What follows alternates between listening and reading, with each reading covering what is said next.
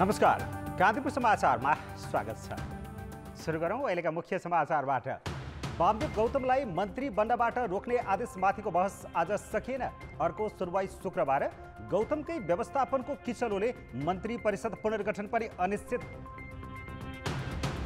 महामारीबाट काठमाडौँ उपत्यका सबैभन्दा बढी प्रभावित। आज देशभर 1550 भाइरस देखिँदा 900 काठमाडौँका परीक्षण गराउन घरधनीको दबावले डेरावाललाई शास्ति। बलात्कार मुद्दामा लापरवाही गर्ने सरकारी अधिकारीमाथि पनि कारबाही गर्न संसदीय समितिको निर्देशन। मिलापत्र गराउनेलाई समेत नछाड्ने गृहमन्त्री थापाको प्रतिबद्धता। लाभांश नै नदिने जलविद्युत कम्पनीको सेयरमा लगानीकर्ताको अस्वाभाविक आकर्षण। 100 रुपियाँभन्दा तल सेयर मूल्यका कम्पनीमा एकाएक उछाल। र 28 वर्षदेखि विवादित बाबरी मस्जिद हिंसा प्रकरणमा अन्तिम फैसला। भाजपाका वरिष्ठ नेता अडवाणी र जोशी सहित 32 अभियुक्तलाई सफाई।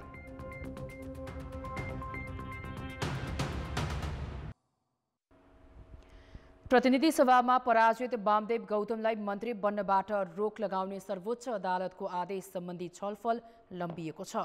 शुक्रबार पनि सुनवाई निरन्तर चल्ने भएको छ। आज प्रधान न्यायाधीश चोलेन्द्र शमशेर राणा सहित सर्वोच्च अदालतका 5 न्यायाधीश रहेको संवैधानिक इजलासमा दिनभर बहस भएको थियो। आज बहस नसकिएकाले शुक्रबार पनि सुनवाई निरन्तर हुने गरी रिटलाई हेर्दैमा राखिएको छ। यसअघि असोज 7 गते न्यायाधीश आनन्द मोहन भट्टराईको एकल इजलासले गौतमको मनोनयनलाई यथास्थितिमा राख्न र थप जिम्मेवारी नदिन आदेश गरेको थियो। त्यही आदेशका कारण गौतमको मन्त्री बन्ने बाटो अवरुद्ध छ। जारी सुनवाईको प्रक्रिया सकिएपछि अन्तरिम आदेशले निरन्तरता पाउने वा निष्क्रिय हुने भन्ने टुङ्गो लाग्नेछ। बुधबार बहस गर्ने मध्ये रिट निवेदकका तर्फबाट वरिष्ठ अधिवक्ता हरि उप्रेती लगायतले वामदेव गौतमलाई राष्ट्रिय सभाको सांसद बनाउनु जनअभिमत, संविधान र लोकतान्त्रिक मान्यताकै विरुद्ध रहेको तर्क गरेका थिए। जुन काम प्रत्यक्ष रूपमा गर्न मिल्दैन त्यो अप्रत्यक्ष रूपमा पनि गर्न नहुने उनीहरूको भनाइ थियो। जनताले स्पष्ट रूपमा सांसद बन्न अयोग्य भनिसकेपछि सरकारले निर्णय गरेर सांसद बनाउन नसक्ने जिकिर यस पक्षको थियो। तर सरकारी वकिलहरूले भने गौतमलाई सांसद र मन्त्री बन्न संविधानले नछेक्ने जिकिर गरेका थिए। 2074 को प्रतिनिधि सभा निर्वाचनमा गौतम बर्दिया 1 बाट पराजित भएका थिए। सत्तारूढ दल नेकपाका उपाध्यक्ष वामदेव गौतमलाई मन्त्री बनाउने कि नबनाउने भन्ने विषयमा नेकपा नेतृत्वमै मत बाजिँदा मन्त्री परिषद पुनर्गठन नै प्रभावित भएको छ। अध्यक्षद्वय प्रधानमन्त्री केपी शर्मा ओली र पुष्पकमल दाहाल बीच गौतमकै विषयमा गलफत्ती भएपछि नेकपाको मिलेको भनिएको आन्तरिक विवाद फेरि बल्झिने देखिएको छ। त्यसो त नेकपा उपाध्यक्ष गौतमलाई राष्ट्रिय सभा सदस्य नै नबनाउने अडानमा थिए प्रधानमन्त्री केपी शर्मा ओली। तर आफ्नै कुर्सी धरापमा परेपछि विवादकै बीच मनोनयन गर्न तयार भए। बल्ल तल्ल राष्ट्रिय सभामा प्रवेश गर्न सफल भएका गौतमका विषयमा अर्को विवाद सुरु भयो, सरकारमा लाने कि नलाने भनेर।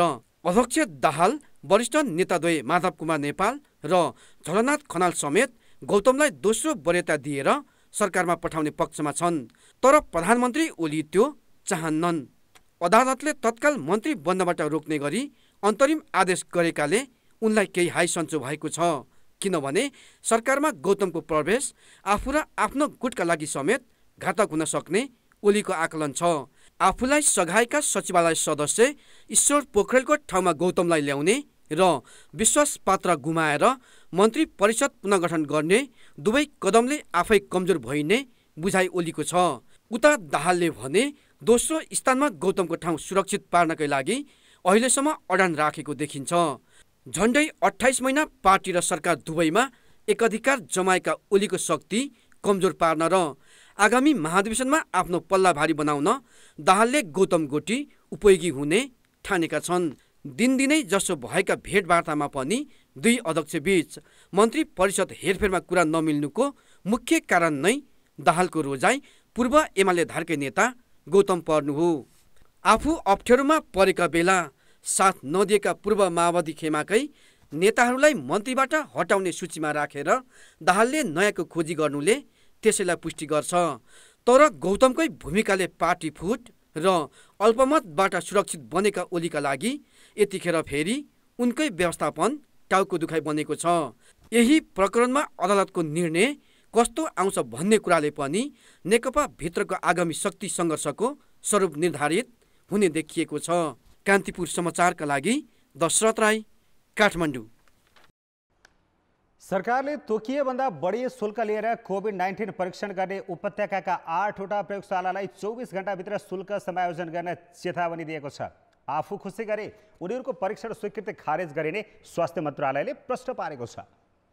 सरकारले पछिल्लो समय 2000 रुपियाँभन्दा बढी परीक्षण शुल्क लिन नपाइने व्यवस्था गरेको छ। तर ह्याम्स नेपाल, मेडिसिटी, सिडिए, स्टार र बिएनबी अस्पताल तथा डेकोड, इन्टिपेड र सूर्य हेल्थ केयर ल्याबले बढी पैसा लिएर कोरोना परीक्षण गरेको पाइएको स्वास्थ्य मन्त्रालयले जनाएको छ। 24 घण्टाभित्र मूल्य नघटाएमा परीक्षण स्वीकृति खारेज गर्न समेत मन्त्रालयले राष्ट्रिय जनस्वास्थ्य प्रयोगशालालाई निर्देशन दिएको छ। बढी शुल्क लिनेलाई कालोबजारी गरेको आधारमा प्रयोगशाला बन्द गराउन गृह मन्त्रालय र वाणिज्य विभागलाई पत्राचार गर्ने निर्णय भएको छ। ह्याम्स अस्पताल, डिकोड ल्याब, इन्टिपेड lab, Nepal medicity hospital, CDL, star अस्पताल, बिएनबी अस्पताल, सूर्य हेल्थ केयर यी चाहिँ ल्याबहरूले बढी शुल्क लिएर परीक्षण गरिरहेको पाइएकाले आज एक पटकलाई चेतावनी दिने र 24 घण्टाभित्र तोकिएको शुल्कभित्र शुल्क समायोजन नगरेमा प्रयोगशालाको परीक्षण स्वीकृत खारेज गरी पत्राचार गर्न राष्ट्रिय जनस्वास्थ्य प्रयोगशालालाई निर्देशन दिने निर्णय भएको छ। स्वास्थ्य मन्त्रालयका अनुसार पछिल्लो 24 घण्टामा 12,205 जनाको परीक्षण गर्दा 1559 जना सङ्क्रमित थपिएका छन्। थप 7 जनाको मृत्यु भएको छ। यो सँगै सङ्क्रमित 77,817 पुगेका छन् भने मृतकको सङ्ख्या 498 पुगेको छ। 24 घण्टामा 1057 जना निको हुँदा डिस्चार्ज हुनेको सङ्ख्या 56,628 छ। मन्त्रालयका अनुसार बुधबार काठमाडौँमा 697 जना, भक्तपुरमा 93 र ललितपुरमा 112 जना गरी उपत्यकामा 902 जना थपिएका छन्। यस्तै मोरङमा 98, रूपन्देहीमा 70, चितवनमा 62, नवलपरासीमा 45, मकवानपुर र सुनसरीमा 38 र बाँकेमा 27 जनामा सङ्क्रमण देखिएको छ। 201 जना आइसोलेसनमा र 30 जना भेन्टिलेटरमा उपचार गराइरहेका छन्। कामको सिलसिलामा होस् वा अध्ययनका लागि उपत्यका बाहिरबाट काठमाडौँ आउनेको सङ्ख्या बढेपछि टेकु स्थित शुक्रराज अस्पतालमा परीक्षण गराउन चाहनेको दिनौँ भिड लागिरहेको छ।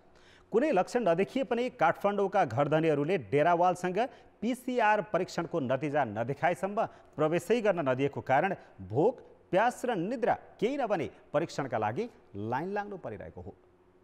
चिकित्सा शिक्षा स्नातक तह एमबीबीएस प्रवेश परीक्षाको तयारीका लागि रौतहटका जयकान्त यादव मङ्गलबार काठमाडौँ आइपुगे।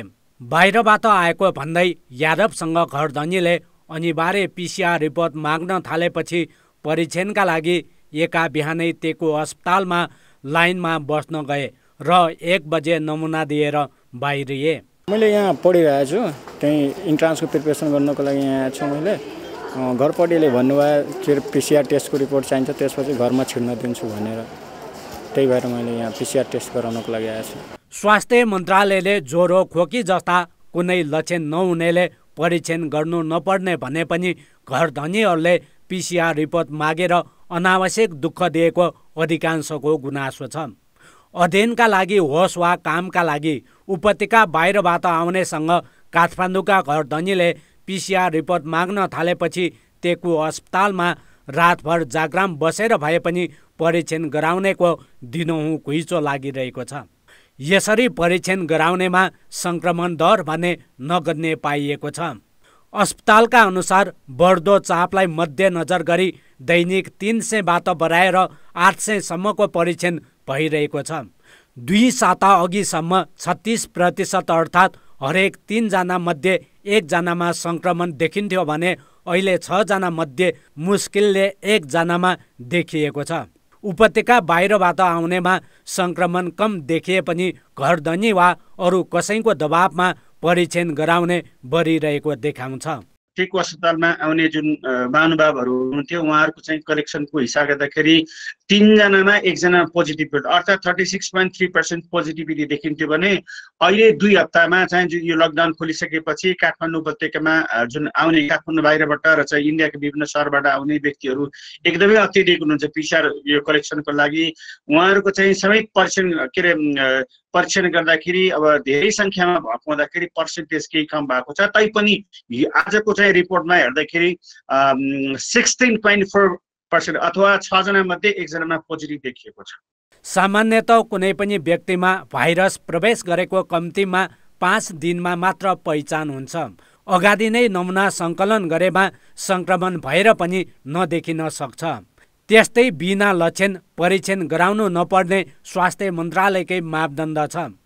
जोखिम क्षेत्रबाट आउनेले पनि 14 दिन घरमै क्वारेन्टिन बस्नुपर्नेमा उल्टै परीक्षण गर्न पठाउँदा सङ्क्रमण नभएकाहरू समेत जोखिममा पर्न सक्ने स्वास्थ्य मन्त्रालयको चेतावनी छ। 5 दिन नभइकन उसको भाइरस चाहिँ पहिचान हुँदैन भने हामीले उहाँलाई परीक्षण गर्न पठाएर के अर्थ? परीक्षण गर्दाखेरि कोही व्यक्तिमा सङ्क्रमण भएको पुष्टि हुने खालको व्यक्तिहरू हुनुभयो भने पनि लक्षण नभएको व्यक्तिहरूलाई 14 दिन लगाएर राखेपछि सम्भावना हुँदैन, 100% हुँदैन। त्यो निःशुल्क भएकाले पनि टेकु अस्पतालमा परीक्षणका लागि आउनेको चाप धेरै भएको अस्पतालको बुझाइ छ। तर बिना लक्षण परीक्षण गराउँदा स्रोत साधन खेर जाने र स्वस्थ व्यक्ति पनि जोखिममा पर्ने भएकाले कोही बाहिरबाट आउँदैमा परीक्षणका लागि बाध्य नपार्न अस्पतालले पनि अनुरोध गरेको छ। कान्तिपुर समाचारका लागि क्यामेरामा विकास जोशीका साथ नारायण किलम्बु, काठमाडौँ। बलात्कारपछि हत्या गरिएकी बझाङकी 12 वर्षीय सम्झना कामीको आज 8 दिनपछि अन्त्येष्टि गरिएको छ। दोषीमाथि कारबाहीको माग राख्दै सब बुझ्न नमानेको परिवार आज अन्त्येष्टि गर्न तयार भएको हो। बलात्कार र हत्यामा संलग्न रहेको आरोपमा पक्राउ परेका राजेन्द्र बोहरालाई प्रहरीले सार्वजनिक गरेपछि परिवारले सब बुझ्न मानेको हो। प्रहरीले मंगलबार साँझ पत्रकार सम्मेलन गर्दै अभियुक्त सार्वजनिक गरेको थियो। काठमाडौँबाट गएको केन्द्रीय अनुसन्धान ब्युरो CIB को टोलीले घटनास्थलको निरीक्षण र अन्य अनुसन्धानबाट बोहरा नै दोषी देखिएको DSP रूपक खड्काले बताए। यसैबीच सरकारले सम्झनाको परिवारलाई 10 लाख राहत दिने निर्णय गरेको जिल्ला प्रशासन कार्यालयले जानकारी दिएको छ। असोज 7 गते घरबाट गोठ हिँडेकी मस्टा गाउँपालिका खिकालाकी सम्झनालाई नजिकैको सिम मन्दिरमा बलात्कारपछि हत्या गरिएको अवस्थामा शव भेटिएको थियो। गृहमन्त्री रामबहादुर थापाले बलात्कार र हत्याका घटना न्यूनीकरणका लागि राज्यका पहल प्रभावकारी हुन नसकेको स्वीकार गरेका छन्। संसदको राज्य व्यवस्था तथा सुशासन समितिमा उपस्थित गृहमन्त्री थापाले राज्यले कानून निर्माण गरेको भए पनि बलात्कारका घटना नियन्त्रणमा प्रभावकारी रूपमा काम गर्न नसकिएको बताएका हुन्। थापाले जनताको तहमा जागरणका कार्यक्रमसहित जाँदा समेत घटनाहरू रोक्न नसकिएको स्वीकार गरेका हुन्। उनले प्रत्येक दिन झण्डै 6-7 जना बलात्कृत भएका घटना बाहिर आइरहेको परिस्थितिमा यसलाई रोक्न आफूहरू निष्ठापूर्वक लागि परेको र कानूनमा थप कडाई गर्नुपर्ने पो हो कि भन्ने कोणबाट पनि कुरा भइरहेको बताए। बलात्कार र हत्या जस्ता अपराधलाई मेलमिलापका नाममा समाजमै दबाएका घटनाप्रति सरकार संवेदनशील रहेको र त्यस्तो कार्यमा संलग्नलाई छुट नदिने प्रतिबद्धता पनि उनले व्यक्त गरेका छन्। उनले अन्य मुलुकमा यस्तो समस्या अझ बढिरहेको दाबी पनि गरे।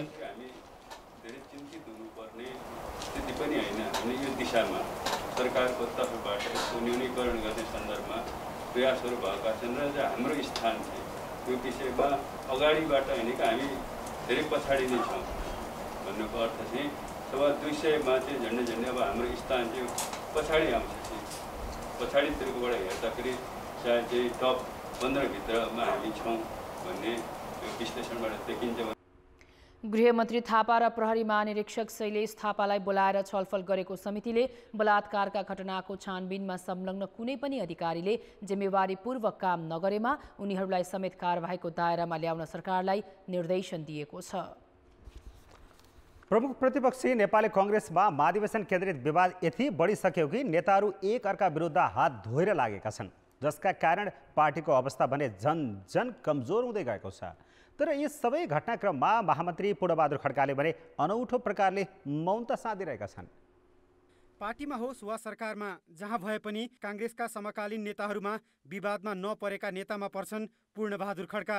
विगत 3 वर्षदेखि उनी काङ्ग्रेसको शक्तिशाली मानिने महामन्त्री पदमा छन्। निर्वाचित महामन्त्री शशाङ्क कोइराला प्राय निष्क्रिय हुँदा पार्टी मुख्यालयबाट हुने सबैजसो गतिविधि खड्काले नै सञ्चालन गरेका हुन्छन्। तर पछिल्लो समय पार्टीभित्र चरम गुटबन्दी हुँदै नेताहरू एक अर्का विरुद्ध 20 भवनमा लाग्दा भने खड्का कतै दृश्यमा छैनन्। अहिलेको पार्टीको वर्तमान जुन विवाद छ, विवाद मिलाउनुमा उहाँले सक्रिय भूमिका खेल्दाखेरि यदि पार्टीको विवाद मिल्छ भने निसन्देह उहाँ सक्रिय हुनुपर्दछ भनेर म जस्ता सच्चा कार्यकर्ताहरू उहाँलाई आग्रह पनि गर्न चाहन्छु र विश्वास पनि छ हाम्रो पार्टीको महामन्त्री पूर्णबहादुर खड्का निसन्देह उहाँको सक्रिय भूमिका रह्यो भने पार्टीभित्रको आन्तरिक विवाद चाहिँ टुङ्गोमा पुगेकन सौहार्दपूर्ण ढङ्गले 14 महाधिवेशन सम्पन्न हुन्छ भन्ने कुरामा म व्यक्तिगत रूपमा विश्वस्त छु। विपक्षी दलको महामन्त्रीको नाताले खड्का पार्टी संगठनदेखि सडक र सञ्चार माध्यम लगायत सबै मोर्चामा देखिनुपर्ने हो। अझ सभापति शेरबहादुर देउबा मुखर रूपले प्रस्तुत हुन नसक्ने भएकाले पनि उनका विश्वासपात्र खड्काको उपस्थिति अझ बढी हुनुपर्ने हो। तर पार्टीभित्र यति ठुलो विवाद र बहस हुँदा पनि उनले सार्वजनिक रूपमा मुख नखोलेको महिनौं भइसकेको छ। 2072 सालको संविधान निर्माणका निर्णायक घडीमा निकै सक्रिय देखिएका थिए भने गत महासमिति बैठकमा पनि पार्टीको विवाद समाधान गर्न अघि सरेका थिए। तर अहिले खड्का पार्टीका प्रशासनिक गतिविधिमा मात्र सीमित छन्। उहाँलाई सबै पार्टीका सबै पक्षहरूले एउटा संयमित मान्छे र अत्यन्त इमानदार मान्छे र जहिले पनि पार्टीभित्र चाहिँ पार्टी हितमा कुरा गर्ने, गुटुबाट माथि उठेर पार्टी हितमा कुरा गर्न सक्ने त्यो सामर्थ्य राख्ने मान्छेको रूपमा उहाँलाई सबै पार्टीका नेताहरूले पनि लिनुहुन्छ। त्यस हिसाबले उहाँको सक्रियताले चाहिँ पार्टीभित्र देखिएका केही आन्तरिक समस्याहरूलाई समाधान गर्नमा ठुलो भूमिका खेल्न सक्छ भन्ने कुरा चाहिँ सर्वत्र अपेक्षित छ। राजनीतिक रूपमा चतुर, सूचनामा बलियो पहुँच र संगठनमा पनि पक्कड भएका उनले आफ्नै शक्तिको प्रयोग नगरेको काङ्ग्रेसकै नेताहरू बताउँछन्। गुटमा सभापति शेरबहादुर देउबा निकट भए पनि पार्टीभित्रका सबैलाई सुधारका लागि दबाब दिने हैसियत राख्ने खड्काले त्यस अनुरूपको भूमिका नदेखिनु कार्यकर्ताहरूले आश्चर्यजनक भनेका छन्। कान्तिपुर समाचारका लागि डडेलधुरा सहकर्मी वरुण पनेरुका साथ डिपी उपाध्याय, काठमाडौँ। कर्मचारीमा कोरोना संक्रमण देखिएपछि काठमाडौँको ताजल स्थित वैदेशिक रोजगार कार्यालय बन्द गरिएको छ। एकजना कर्मचारीमा आज संक्रमण देखिएपछि रोजगार कार्यालयबाट हुने सबै काम प्रभावित भएको हो। कार्यालयले अर्को सूचना जारी नभएसम्म सेवा बन्द रहने सूचना टाँसेको छ। अब सबै कर्मचारीको परीक्षण नतिजा आएपछि मात्रै सेवा सुचारू हुने वैदेशिक रोजगार विभागका महानिर्देशक कुमार दाहालले जानकारी दिएका छन्। सेवा रोकिएपछि श्रम स्वीकृति लिन पुगेका सेवाग्राही रित्तै फर्किएका छन्। वैदेशिक रोजगार विभागको ताजल स्थित कार्यालयबाट सरदर दैनिक 300 जनाले श्रम स्वीकृति लिइरहेका थिए।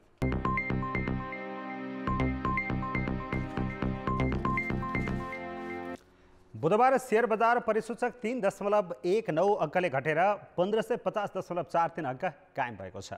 लगानीकर्ता जलविद्युत कम्पनीमा ओइरिरहँदा अहिले शेयर बजारका धेरैजसो परिसूचक घट्दा पनि जलविद्युत समूहको सूचक भने 8.7 अङ्कले बढेको छ। जबकि शेयर बजारमा सूचीकृत 33 कम्पनीमध्ये अहिलेसम्म 21वटा कम्पनीले शेयर लगानीकर्तालाई कुनै लाभांश नै दिएका छैनन्। यस्तो बेलामा पनि लगानीकर्ताको जलविद्युतमा किन आकर्षण बढ्दैछ त? शेयर बजारमा अहिले 33वटा जलविद्युत कम्पनी सूचीकृत छन्, जसमध्ये भदौ 2 गते 16वटा कम्पनीको शेयर मूल्य 100 रुपियाँ भन्दा तल थियो। तर अहिले भने जम्मा 2वटाको शेयर मात्रै बजार मूल्य 100 भन्दा तल छ। तैपनि यी दुई कम्पनी दिव्येश्वरी हाइड्रो पावर र नेसनल हाइड्रो पावरको मूल्यमा उछाल आएको देखिन्छ। 18 वर्ष अघि निर्माण सम्पन्न भएको नेसनल हाइड्रो पावरले अहिलेसम्म लगानीकर्तालाई कुनै प्रतिफल दिएको छैन। तर शेयर बजारमा भने 32 दिनको कारोबारमा यसको मूल्य करिब 69% बढेको छ। त्यस्तै अहिलेसम्म प्रतिफल दिन नसकेको आँखु खोला जलविद्युत आयोजनाको शेयर पनि 117% बढेको छ। लाभांश पाउने सम्भावना नभए पनि केही लगानीकर्ता लहरमा र केही थोरै मूल्यमा किनेर केही समयमै धेरैमा बेच्ने दाउमा जलविद्युतका शेयरमा लगानी गरेका छन्। अहिले जसरी जुन मात्रामा अहिले शेयर कारोबार विशेष गरी जलविद्युतको भइराखेको छ, यो यसरी हुनुको कारण चाहिँ अहिले जलविद्युतका शेयरको मूल्य न्यून छ, लगभग अङ्कित मूल्यमै छ। शेयर भनेको अङ्कित मूल्यमा लगानी गर्ने चिज हो। अङ्कित मूल्यबाट माथि प्रिमियम मूल्यमा मान्छेले शेयर किनिरहेका हुन्छन् र अहिलेको अवस्थामा अङ्कित मूल्यकै हाराहारीमा अब तपाईँ 120-30 भनेको त्यसलाई ठुलो मान्नु भएन। त्यो अपेक्षाले गर्दा भविष्यमा जलविद्युतले राम्रो प्रतिफल दिन्छ भन्ने अपेक्षामा अहिले प्रशस्त शेयर किनिएको हुन सक्ने एउटा सम्भावना छ।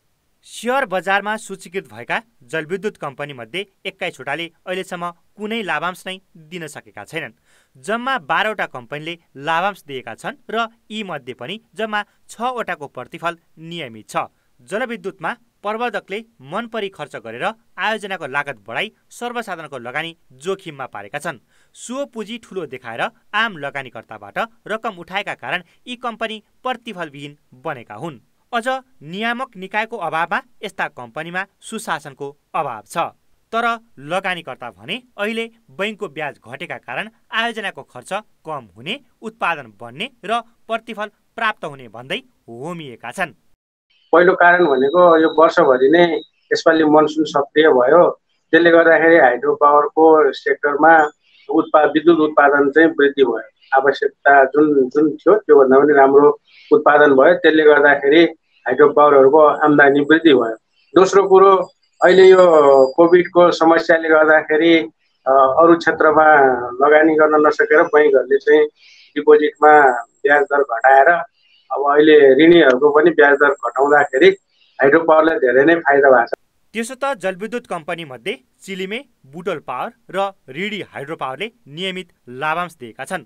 त्यसैले लगानी गर्दा बजार हल्लाका आधारमा होइन कि कम्पनीको वित्तीय विश्लेषण गरेर मात्र लगानी गर्नु अनिवार्य छ। कान्तिपुर समाचारका लागि क्यामेरामा मुरारी घिमिरेका साथ सुदिल पोखरेल, काठमाडौँ।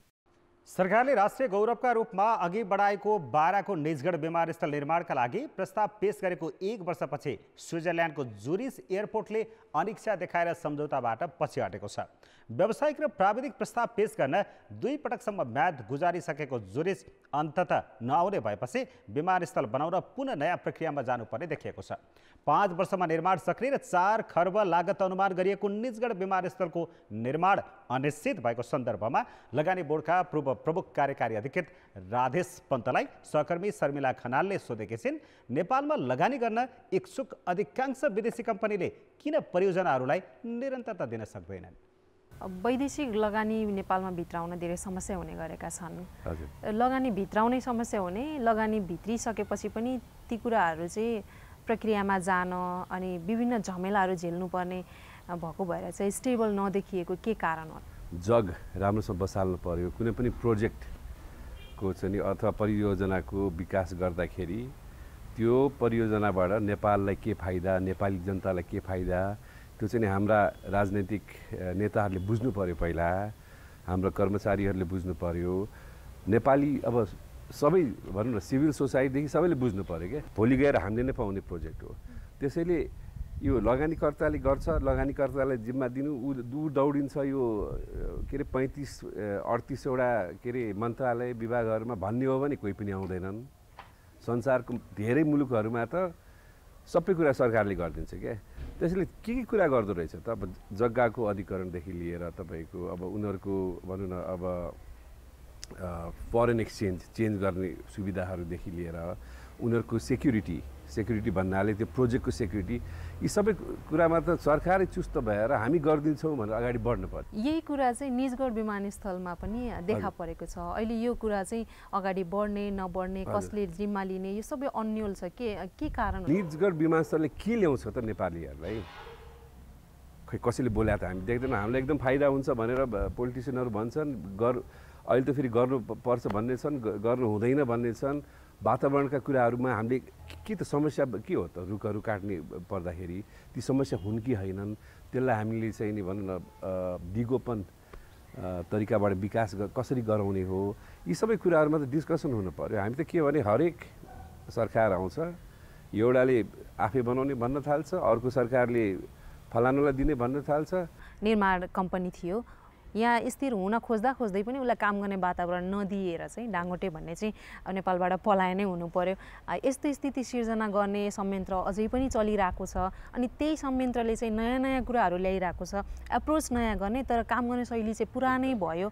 यसमा चाहिँ के परिवर्तन हुनुपर्छ? हाम्रो दिमाग परिवर्तन गर्नु पर्यो, सोचमा चाहिँ परिवर्तन आउनै पर्छ। त्यसअनुसार हामीले चाहिँ नि कानुन र हाम्रो नीतिहरू पनि परिमार्जन गऱ्यौँ। डेलिभर गर्ने जुन सिस्टम छ हाम्रो, त्यसलाई चेन्ज गर्नै पर्छ। नत्र यी प्रोजेक्टहरू बन्नेवाला छैनन्। हामीले 30 वर्ष अगाडि पनि सुनेका छौँ, 20 वर्ष अगाडि पनि सुनेका छौँ, अहिले पनि त्यही सुनिरहेको छ। परिवर्तन गर्ने चाहिँ नि मलाई लाग्छ राजनीतिक नेताहरू नै हुन् क्या, उहाँले चाहिँ सोच्नुपर्छ। जो लगानी गर्नलाई इच्छुक हुन्छन्, अध्ययन नै नगरेको, उनीहरूको हैसियत क्षमता प्रति नै अलिकति क्रस चेक नभएको हो कि भन्ने चाहिँ लाग्छ। एक्ज्याक्टली होइन, यहाँ त भेस्टेड इन्ट्रेस्ट छ। हेर्नुहोस् कि कस्तो हुन्छ भने तपाईँको अब कोही आएर मन्त्री अब भनौँ न सरकारको नजिकवालाहरूले कम्पनी ल्याउँछन्, अब त्यो कम्पनी कतिपय हामीले पनि भोगेका छौँ नि।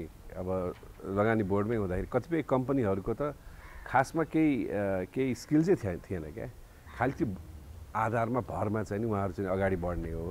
त्यसैले कुनै पनि यी प्रोजेक्टहरू बन्नलाई एउटा त पारदर्शिता हामीले अपनाउनै पर्छ। कुनै नयाँ सरकार आएर यो प्रोजेक्ट यसरी नगर्ने, अर्को प्रोजेक्ट यसरी नगर्ने हामीले भनिसक्या, जुन चाहिँ नि भनौँ न MOU कन्ट्र्याक्ट भइसकेका प्रोजेक्टहरूलाई रद्द गर्न थाल्यो भने पनि लगानीकर्ताहरूको विश्वासै हट्छ कि। लगानी भित्राउने क्रममा र भित्रिसकेपछि हामीले यो गर्छौँ भनेर चाहिँ के कुरामा सरकार चाहिँ प्रतिबद्ध हुनुपर्ने देख्नु भएको छ? हाम्रो पनि अलिकति क्षमता बढाउनु पऱ्यो क्या। हामीले ठुल्ठुलो प्रोजेक्ट गरेका छैनौँ। अब यहाँ खालि भाषण गरेर नेपालले यति गर्छ उति गर्छ भनेर हुँदैन। लेट्स बी प्र्याक्टिकल होइन, हाम्रो क्षमता बढाउँ। तेस्रो हामीले के गरौँ भने मापदण्ड एउटा तयार पार्यो क्या, यसमा चाहिँ नि प्राइभेट सेक्टरलाई हामीले के गर्ने, हामी के गर्ने, र त्यसको आधारमा चाहिँ नि आह्वान गरौँ। लगानीकर्ता हो, लगानीबाट त्यसबाट केही रिटर्न उसले खोज्छ नि, त्यो रिटर्न आउँदाखेरि चाहिँ समस्याहरू छन् भने त ऊ झन्झट किन आउँछ? अन्य मुलुकहरूमा झन्झटै हुँदैन। तपाईँको स्वागत गरेर एकदम रेड कार्पेट ल्याउँछन्। 2-4वटा प्रोजेक्ट कार्यान्वयन भएर अगाडि आयो भने इट्स हर्ड मेन्टालिटी। हेर्नुहोस्, लगानीकर्ताहरू अझ आनन्दसँग चाहिँ आउँछ। बुढी गण्डकी, पश्चिम सेती, यो अरुण तेस्रो लगायतमा पनि अलिकति काममा पनि ह्याम्पर गरिरहेको स्थितिमा अब यिनीहरूलाई चाहिँ सुचारू गराउन, यिनीहरूलाई चाहिँ एकदम स्मुथ रूपमा सञ्चालन गर्नलाई अब के गर्नुपर्छ? पोलिटिकल माइन्डसेट त्यो प्रोजेक्टबाट त्यहाँ भनौँ न गाउँमा भएका जनताहरूले के पाउँछन्, यी सबै कुरा एउटा क्ल्यारिटी हुन पर्यो। त्यसको निम्ति काम गर्नुपर्छ। हामीले यसमा चाहिँ हाते मलो गरिकन अगाडि बढ्नुपर्छ।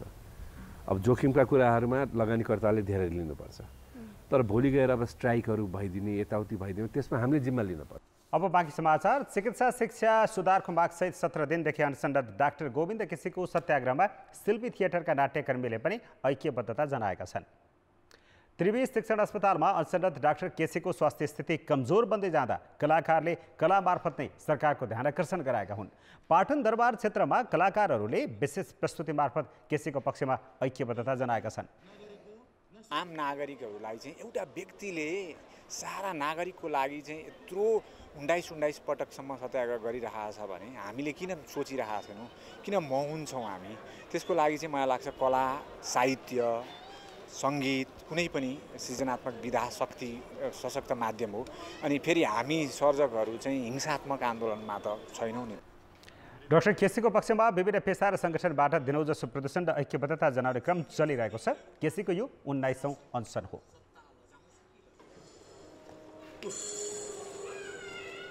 यो घिनलाग्दो समयमा मलाई केही रुच्दैन अचेल। अब जनमतको अन्तिम परिणाम। जनमतमा हिजो हाम्रो प्रश्न थियो, सम्पदा मासेर सडक विस्तार गर्नुलाई के भन्नुहुन्छ? ए, विकासको आवश्यकता, बी, सम्पदाप्रतिकै उपेक्षा, र सी, टाठा बाठाको चलखेल। जनमतको अन्तिम परिणाम यस्तो छ। ए, विकासको आवश्यकतामा 19%, बी, सम्पदाप्रतिकै उपेक्षामा 31% र सी, टाठा बाठाको चलखेलमा 50%। अब जनमतमा आजको प्रश्न। जनमत आजको प्रश्न छ, ठुला विकास आयोजनामा विदेशी लगानीकर्ता आकर्षित नहुनुको मूल कारण के होला?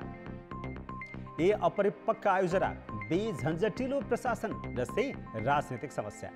जनमतको अन्तिम परिणाम भोलि बेलुकी 8 बजेको कान्तिपुर समाचारमा प्रसारण गर्नेछौँ। कृपया न्युज स्पेस ए, बी वा सी टाइप गरी 34001मा SMS गरी आफ्नो मत व्यक्त गर्नुहोला। अब जनताको आवाज हामीले रुकुममा सोधेका छौँ, कोरोना भाइरसको संक्रमण बढिरहेका बेला भौतिक दूरी र स्वास्थ्य सावधानीलाई समेत बेवास्ता गरी राजनीतिक दलले आफ्ना गतिविधि सञ्चालन गर्नुलाई के भन्नुहुन्छ? जनताको आवाज। दलहरूले अहिले आफ्ना कार्यक्रमहरू नगरे के हुन्छ? यस्तो कोरोनाको जगजगी भएको बेला कि जनताको सुरक्षा लिएर मात्रै यस्ता कार्यक्रमहरू गर्नु पर्यो? रोग सार्नको लागि मान्छेहरू दौडधुप गरिरहेछन्, झन् गाउँबाट सहरमा गरिरहेछन्।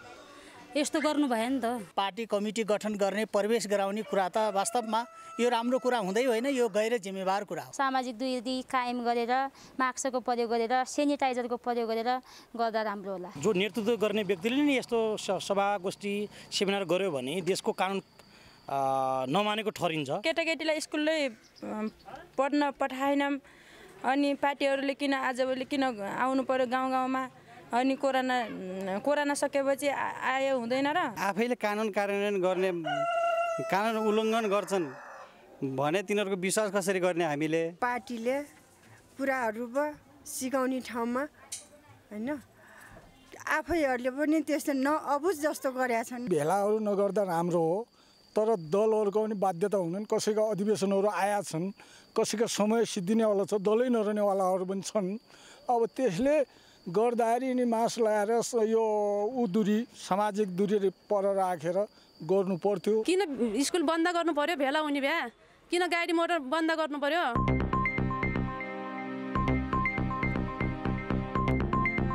अब मौसम सम्बन्धी जानकारी।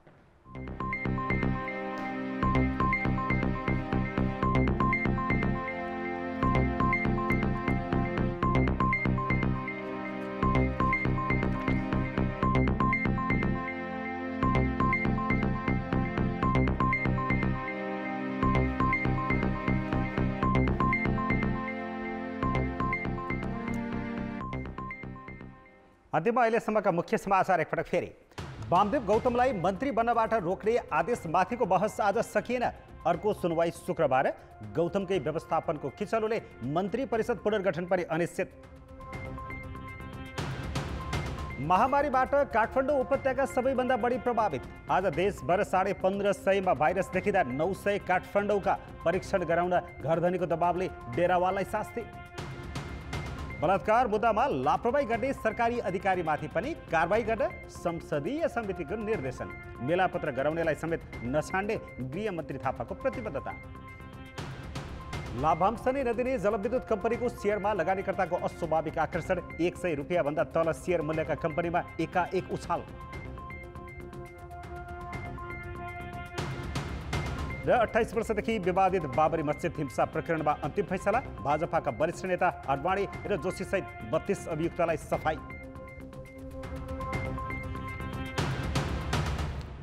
कान्तिपुर समाचार अहिलेलाई सक्यौं। अब हाम्रो अर्को समाचार बुलेटिन राति 10:30 बजे अङ्ग्रेजी भाषामा र राति 11 बजे नेपालीमा हुनेछ।